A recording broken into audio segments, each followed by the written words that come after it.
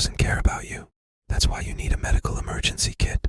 It contains life-saving medications like ivermectin, Z-Pak, and antibiotics. Stock them before they block them. This is a special report. Knowing how to invest your money is harder than ever before. Dealing with stock market volatility, record debt, and terrorist attacks requires new thinking. At U.S. Asset Management, we can help you see the world more clearly so that you can move beyond the chaos and invest with confidence. Call us, visit us online, or drop by our office. U.S. Asset Management, helping you make better decisions with your money.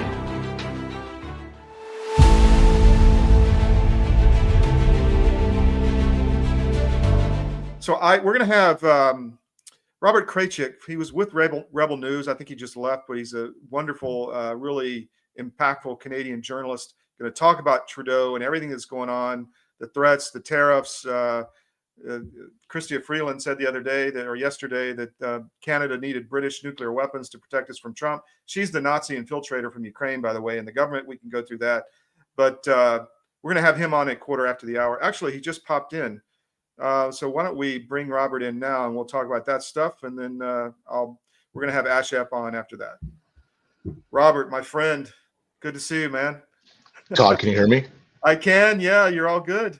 Okay, good. Sorry, I was having some technical issues. It's freaking out, so I'm glad everything's okay. You're good. You're good. So Robert, we've known each other for a long time. You're a guy up who's really transformed himself. You're like all into health and everything, right in the Bobby Kennedy and Joe Rogan view of life. But tell us what's going on in Canada, man. I mean, one, I want to know if the Canadian citizens support what we're hearing from the leadership, but what cards does Trudeau play right now? What do you think?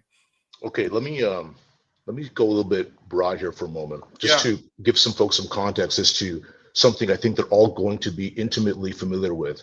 Mm-hmm. Perhaps you'll accept the premise that across the course of what I call the COVID-19 enterprise, mm-hmm. there existed a series of rituals and performative theatrics through which what I will call obedience fetishists demonstrated their fealty, their false virtue in terms of their wearing of masks, their anti-social distancing.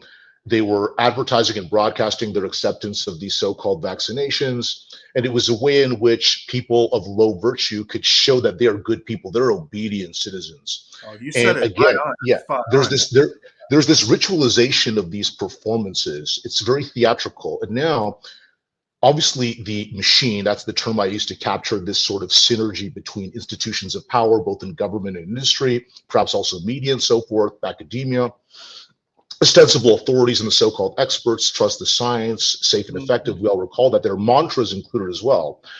Now we're seeing a very similar operation through this response from the machine towards these Trump tariffs. Mm-hmm. So what we're seeing now is this push for buy Canadian, which I've never seen before, by the way. All of a sudden, there is this push for support of domestic manufacturers of goods, this faux patriotism in which now you're going to see a Canadian flag, buy Canadian. Basically, what we're seeing is this establishment, this development of an operation built around this exaggerated threat of the Trump tariffs, which seeks to do two things: centralize power further in the hands of the machine and extract and steal more money from people on the basis of we need this to save ourselves. So you're already seeing calls from the usual suspects, including Chrystia Freeland, who we will get to, I'm sure, to subsidize and assist. They use the invest. We've got to invest in threatened industries. That word. They love that word, rather than simply addressing the legitimate grievances from the Trump administration that could be done to actually undo these economic hardships that will befall Canada through these tariffs. It could be done quickly. They could just remove the barriers, right? Boom. And so what we're seeing is politicians, for example, using this Trump tariff threat, and now it's real, as this endless force against which to continually justify extraction of theft and taxation, buying off votes, buying off supporters through investment of threatened industries, and also to centralize further control in their hands. So it's very COVIDian in that sense. And of course, we've seen this in many instances. This is not new for, I'm sure, your audience who are tenured in political observations.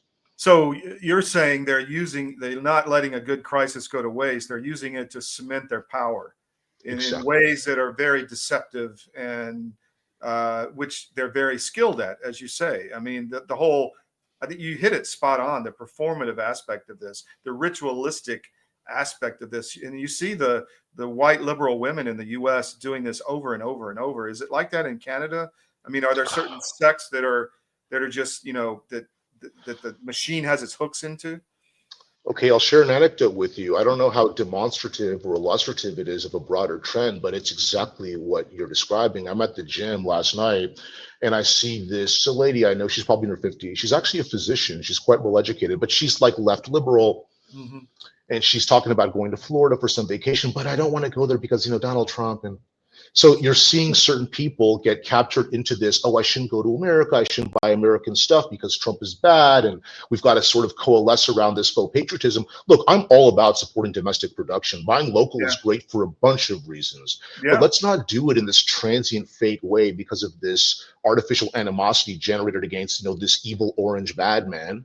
Let's do it because we actually want to support domestic production of all sorts of goods and services. And by the way, I support Trump on that too, because America obviously has been under attack for decades with this system, this deindustrialization process. So insofar as Trump wants to rejuvenate via, let's say, industrial policy, to use that term, American manufacturing and services. One more thing I want to tell you. This is something American folks may not be aware of.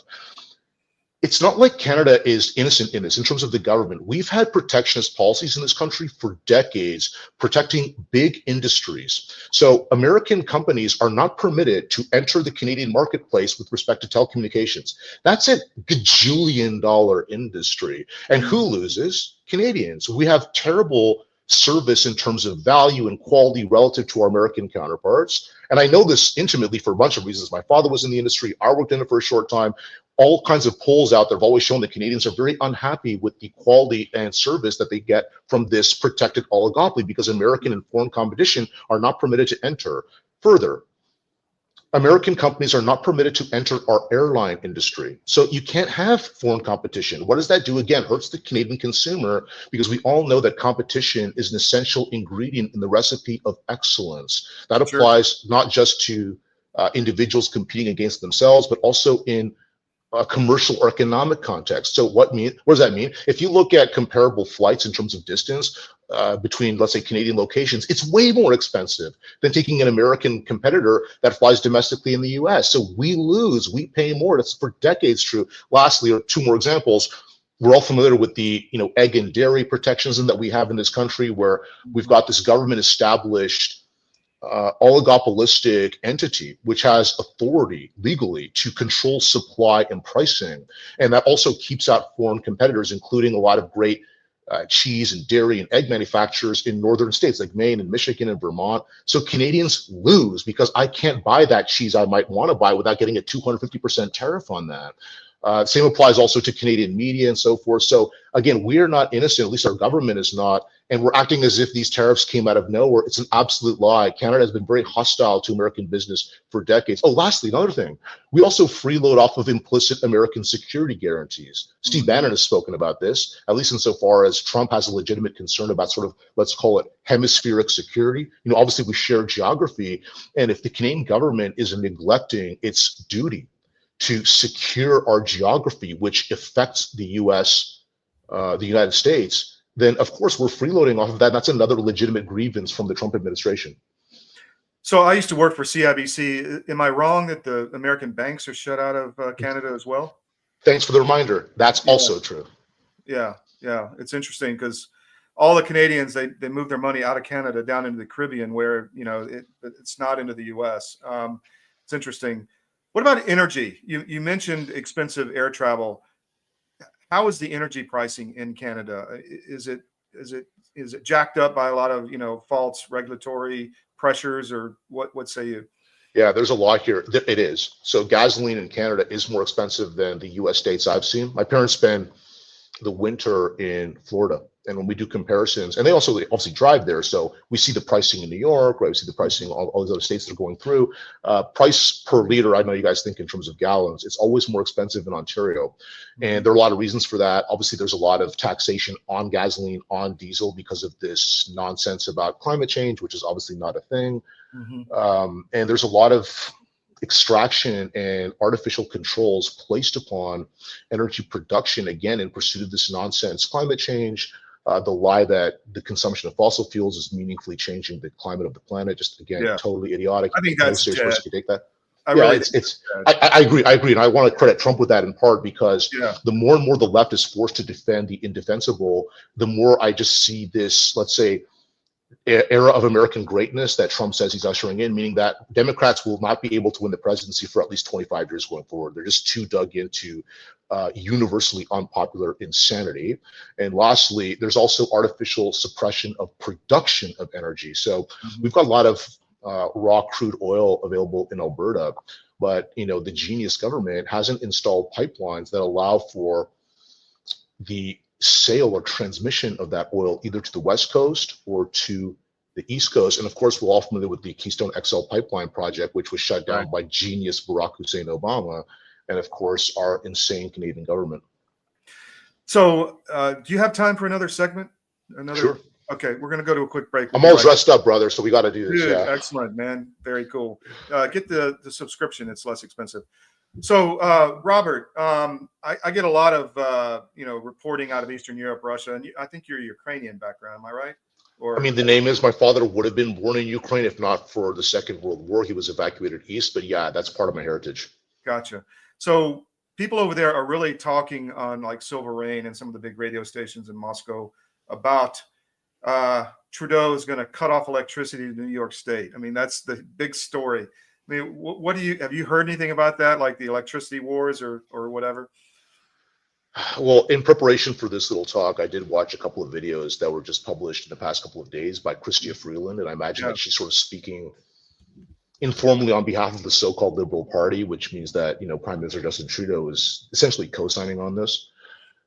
She's speaking about a so-called dollar-for-dollar tariff matching, and there's no really end in sight. There's just this idea that we'll tariff until they stop, as if Canada has the sort of leverage to do that. Yeah. And she's speaking about this need for economic integration or cooperation, I should say, that Canada and the US are friends and we benefit better when there's freer trade. Okay, I'm cool with that. But the context is the opposite in the sense that, again, like I said, the Canadian government for decades has been hostile towards free trade with the US in the industries that you and I already mentioned.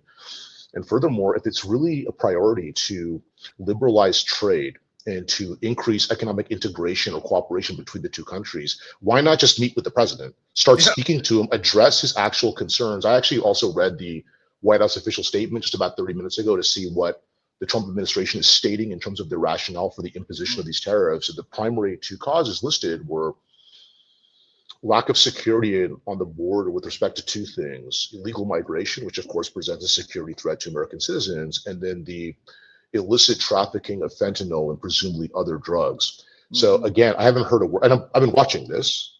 The Canadian politicians, the Canadian authorities, the so-called elites are not addressing that. And if they do, they only dismiss it.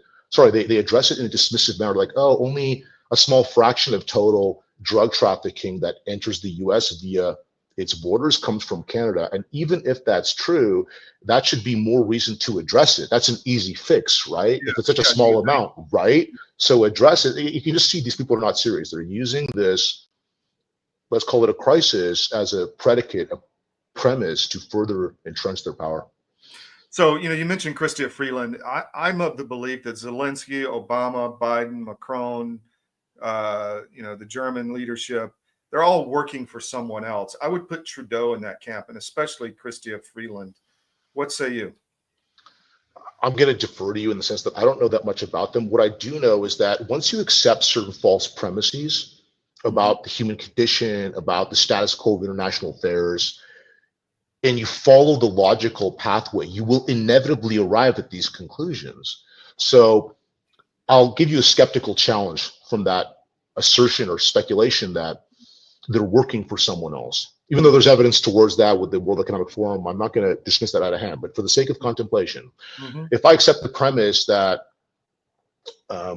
people are racist inherently and need to be corrected, if I accept the premise that the consumption of fossil fuels increases carbon dioxide emissions, which get trapped in the atmosphere and melt the planet, and we're all going to die, and that causes hurricanes, if I accept the premise that white Christian European societies are somehow guilty of colonialism or imperialism and need to redeem themselves through open borders and endless migration of people they've supposedly abused over the centuries, then you'll arrive at these conclusions. You'll end up in the same place. Yeah. So I don't think it takes necessarily a lot of coordination for people like Obama or Freeland or Trudeau or Klaus Schwab, or take your picking of a Democrat Party person or a so-called Liberal Party person. You'll arrive at these conclusions on autopilot.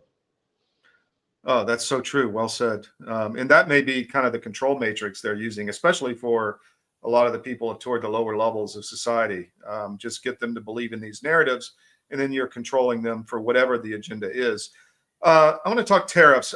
There's an interesting concept going over the web that Trump, we have a lot of debt that has to be rolled over, like $7 trillion in the very short run, because Obama and then Biden and Trump actually too, unknowingly, I think, ran up the debt to astronomical levels when rates were at zero, essentially. Now they're back up to a historical norm with a 10-year around 5%. But we're going to have to refinance. It's going to be very expensive. We can't afford it. So the concept is that Trump may be using these tariffs to slow the economy so that rates come down and we can refinance these debt. What do Canadians feel about the tariffs themselves? People, Joe Bag of Donuts on the ground, what are they thinking?